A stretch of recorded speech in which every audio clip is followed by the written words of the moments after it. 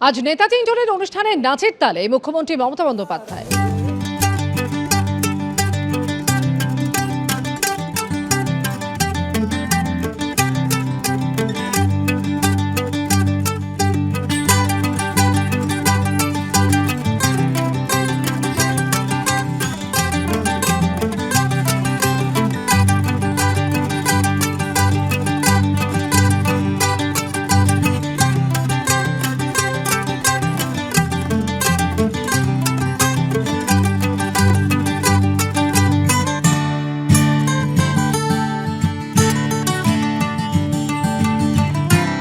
মথুরাপুরের সভা থেকে তৃণমূল সরকারকে আক্রমণ শানিয়ে কেন্দ্রীয় স্বরাষ্ট্রমন্ত্রী অমিত শাহ আরও বলেছেন, পরিবর্তনের সংকল্প নিন, তৃণমূল সরকারকে বদলাতে হবে।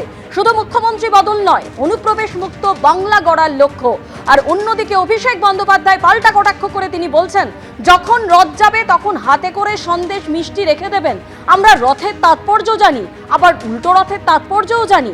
বিজেপিকে পরিবর্তন যাত্রাকে পাল্টা নিশানা করেছেন অভিষেক বন্দ্যোপাধ্যায়। ये परिवर्तन यात्रा है। बंगाल में परिवर्तन करने के लिए निकाली जा रही। कल ममता दीदी कहती थी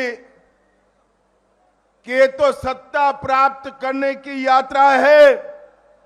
ममता दीदी, परिवर्तन शब्द से हमारा मतलब मुख्यमंत्री बदलना नहीं है, वो तो बंगाल की जनता बदलेगी ही, मगर परिवर्तन के मतलब से घुसपैठ से मुक्त बंगाल बनाना, घुसपैठ से मुक्त।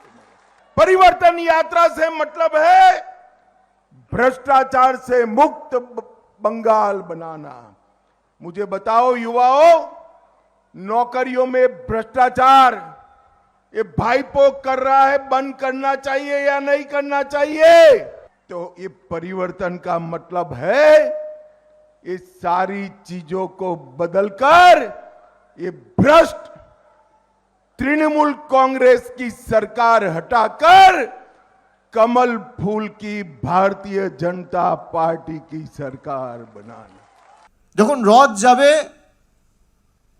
তখন হাতে করে কেউ একটু সন্দেশ, কেউ একটু মিষ্টি নিয়ে থাকবে, আর বলবেন আমাদের টাকা তো আটকে রেখেছেন গত 5 বছর ধরে, যেটুকু যে পাবেন দরকার হলে 10 টাকার একটা মিষ্টি কিনে খাওয়াবেন।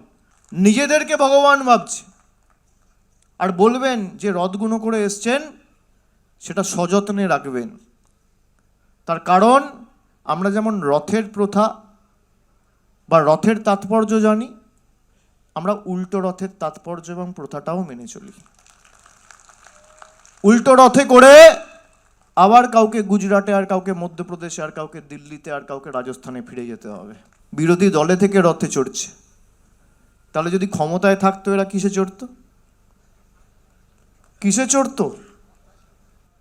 তখন তো 4 তলা রথ তৈরি হতো। এবিপি আনন্দ, এগিয়ে থাকে, এগিয়ে রাখে।